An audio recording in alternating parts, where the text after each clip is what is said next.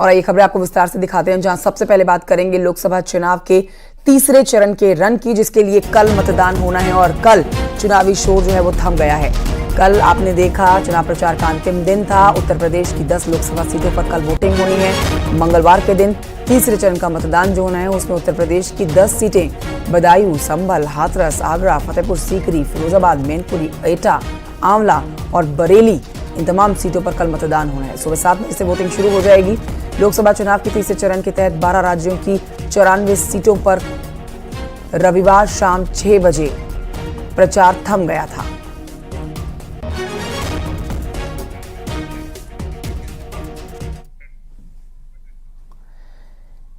तो तीसरे चरण में जिन सीटों पर चुनाव होना है उनमें 3 ऐसी सीटें हैं जहां सैफई परिवार से उम्मीदवार हैं। अब ये तीनों ही सीटें अखिलेश यादव के लिए साख का सवाल बन चुकी है। आपको दिखाते हैं रिपोर्ट कि कैसे मैनपुरी से लेकर बदायूं और फिरोजाबाद तक सियासी माहौल गर्मा चुका है।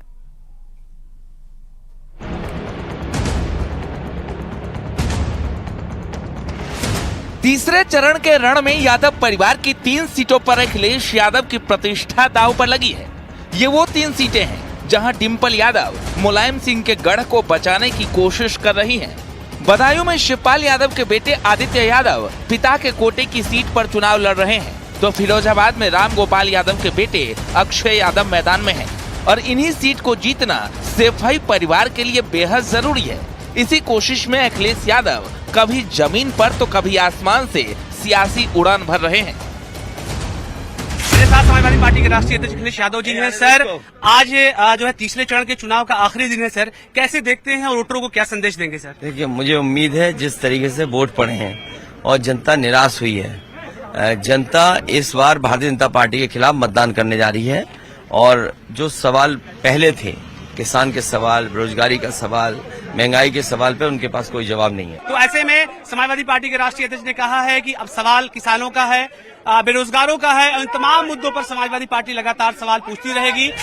तीसरे चरण की ये वो 3 सीटें हैं जहां परिवार की अग्नि परीक्षा होने वाली है, क्योंकि बीजेपी इन तीनों सीटों पर कमल खिलाने के लिए बड़े बड़े नेताओं को मैदान में उतार चुकी है।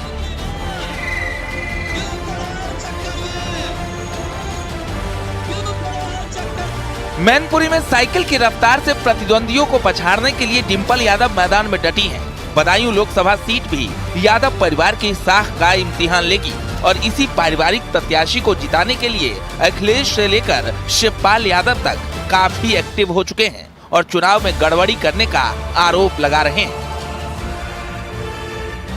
केवल चुनाव को बाधित करना चाहते हैं और कई लोगों के घरों पर छापे मारे हैं, तोड़फोड़ करी है, गाली गलौज किया है। नहीं, आज हम आयोग से भी, दिल्ली भी आयोग से हमारा जाएगा डेलीगेशन, और हमारा डेलीगेशन लखनऊ भी, उत्तर प्रदेश।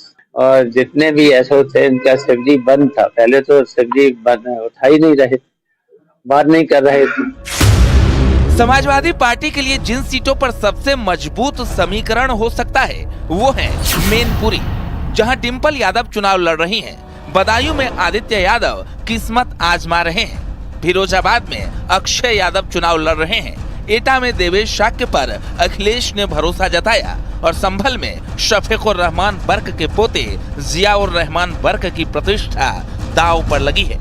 साल 2019 के लोकसभा चुनाव में इन 5 सीटों में सिर्फ 2 सीट पर समाजवादी पार्टी की जीत हुई थी। यादव लैंड में समाजवादी पार्टी का ये सबसे खराब प्रदर्शन था, लेकिन 2024 के रण में एक बार फिर जोर आजमाइश हो रही है और कोशिश यादव परिवार की परंपरागत सीट पर साइकिल चलाने की तैयारी हो रही है। लेकिन जिस तरह पीएम मोदी से लेकर सीएम योगी तक ने मोर्चा संभाला है, उससे अखिलेश की राह इतनी भी आसान नहीं है। Bureau report, news 18।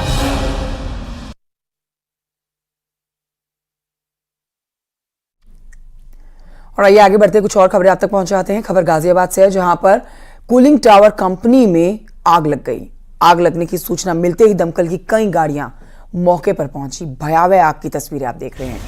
Cooling towers company जहां ये भीषण आग लगी है, दमकल की कई गाड़ियों ने कड़ी मशक्कत के बावजूद इस आग को बुझाया है।